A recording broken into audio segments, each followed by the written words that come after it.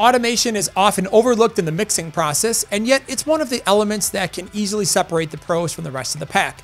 In this clip, Nick shows just how important it can be to gain greater control over the hi-hat bleed with automation and how this can stack up to create an awesome sounding natural snare tone. Check it out and enjoy. Once we were done like getting a preliminary sound with these, you'll notice I have an insane automation. And it looks like I pasted them in manually, and I definitely did. But there's a tactic to doing this way that doesn't require you going in, zooming in all the way, and pasting to like a ghost note. But before I did all that, I'm just going to take this off. Let's have the snare soloed out and listen to what that is without all the shit on it. Because there's like a reason for this entire signal chain in this order. And it sounds good on snare, but in doing all the things I'm doing to it, it also really exemplified the bleed. And in this case, there is a lot of bleed from specifically the hats to the snare. And so, you know, I just didn't trust a noise gate with this dynamic of playing to do what I needed it to do.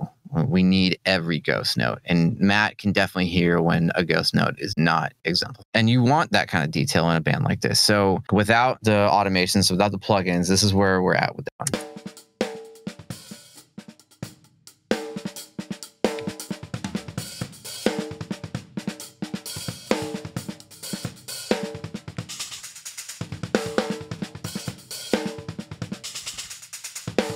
There's just a lot of bleed happening with this, in my opinion. I think that's like the hats are almost as loud as the snare is. And in other recordings of other songs in this album, it gets to the point where the hi-hats actually are louder than the snare drum. Before I even went into the trolling nature of like this. I love that you call this trolling. Yeah.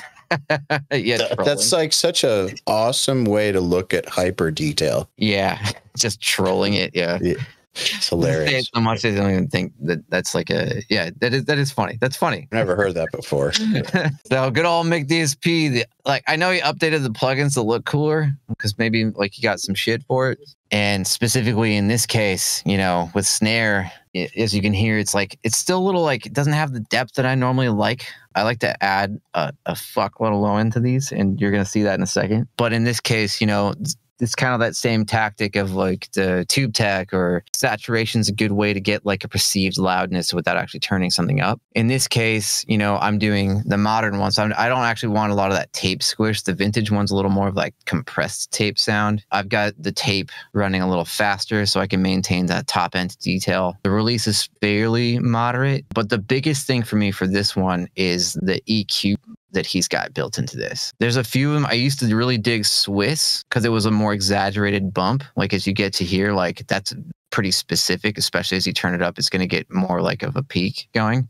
But with the M, you know, my thing lately has just been like, especially if you're doing additive stuff, the more brolic and wide the EQ is, the more natural everything's going to sound and the less like out of place it'll sound. Like you're doing less specific cuts or boosts that sound phasey or pinchy or pokey. And so for this one, I've got this all the way up to 100. I kind of wish this went up a little higher, but I think that might be just holding true to like what tape does. But at 100, the filter stops at 100-ish, but then I've still got like a little bit of a boost rolling off up well into that range I was talking about before. You know, for snare drums, it's anywhere between like 100 to 250. So we still maintain like this low end depth that we can kind of exaggerate in this case. So the snare without it.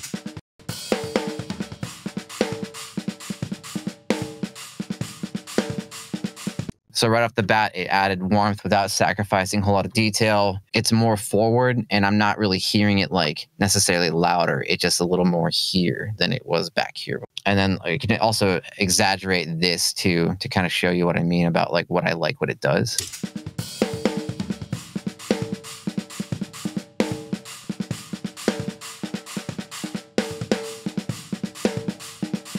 Kind of like it just cranked. But I know we probably took this back. I probably had it here before, and we probably dialed it back a little bit to not get too much depth out of this, because we are going to be going through samples later, and I definitely am able to do that with the snare sample, because with this getting turned up, we get more kick.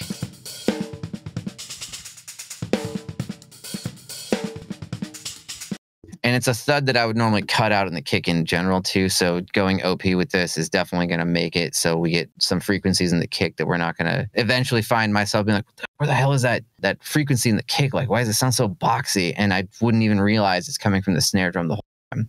But like I was saying before, these trolley automations make it so we probably could actually get away with this now. This might have been a setting before I did the automations. I'm using Soothe on this. As you can see, some of this is focused on some of the resonance here, some of that cymbal bleed. I've got the attack a little later, sharpness up again. I've got a little more selective this time, so it's not going to do it as much reduction. But the point of this was to try and turn the cymbals down without turning the snare down. And then also kind of tame some of the resonance. Like you can use Soothe to get rid of some snare ring as well. So I'm just going to pop that on as we're listening.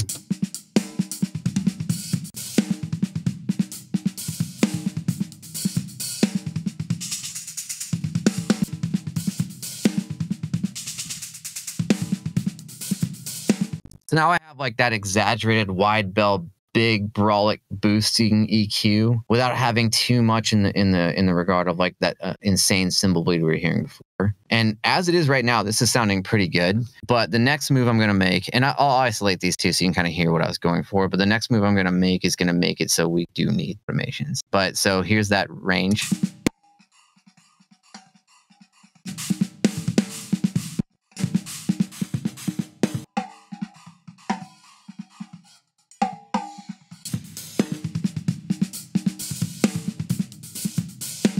With Soothe, I think also I wasn't able to hear what I was working on until I put it to hard mode. And then I could isolate that frequency because it was bothering me. It was like this boxy. It wasn't even the resonance of the snare. It was like this boxiness. But I liked when it rang out. I just didn't like the initial attack. Like it was getting kind of like too woody sounding. And then the rest of these are literally just cymbal resonances.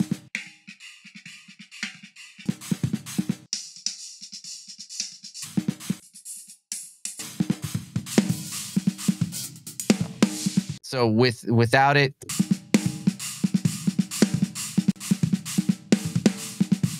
try to maintain as much of like the sound of the snare drum I was going for while controlling more of the cymbal bleed. Next thing is this guy.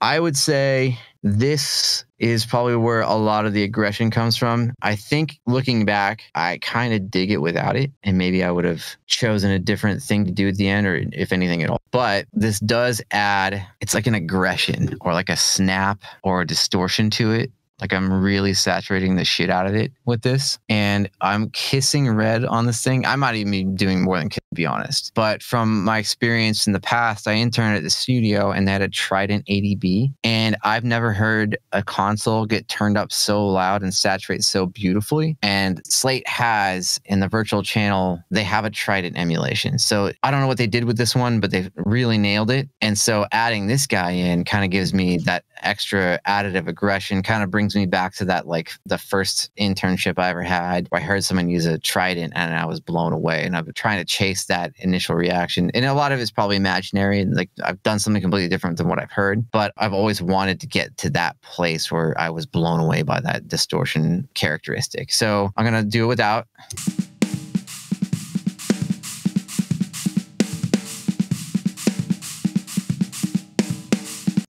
It's a little more subdued than I normally go with, but there is a characteristic to it. So I'm going to actually push it when it hits red, what it's actually going to be doing.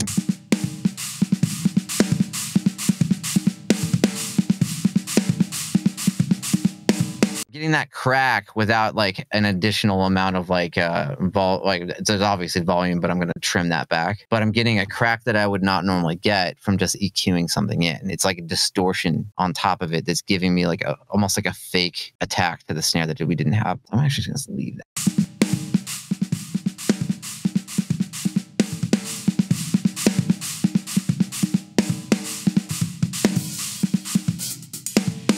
All right, so obviously that brought back some of the bleed, and let me find a better example of why we did this when we get to a more punishing section.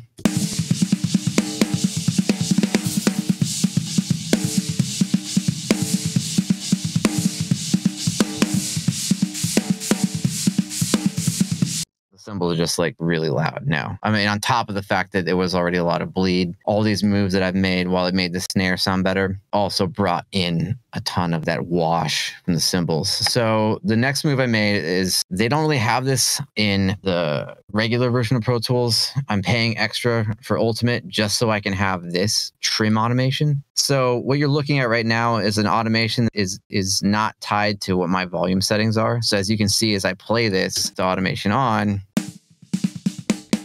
but where I set my EQ or my volume changes, like I can still adjust this and it doesn't snap back to where I was before. So my regular volume, that's what the automation looks like there. And then trim automation allows me to do, it's like a secondary volume automation that doesn't affect my macro setting of volume. So I think we were like 35 before. So now with that on read, we're going to listen to that same section, but now with the automations.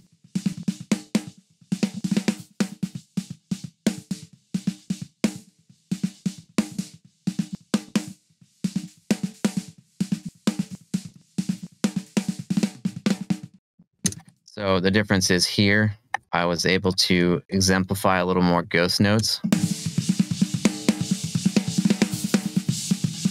having that bleed in there. Because that, in my opinion, the bleed from the snare drum can make your drum image really narrow. Like, I do like cymbals in a drum mix, but not when they're right in the center, not when they're right there. And so that was kind of like the philosophy behind that. And other songs, this song's not as bad, but in other songs, it was definitely much more problematic than this one specifically. So that's pretty much that for the snare drum.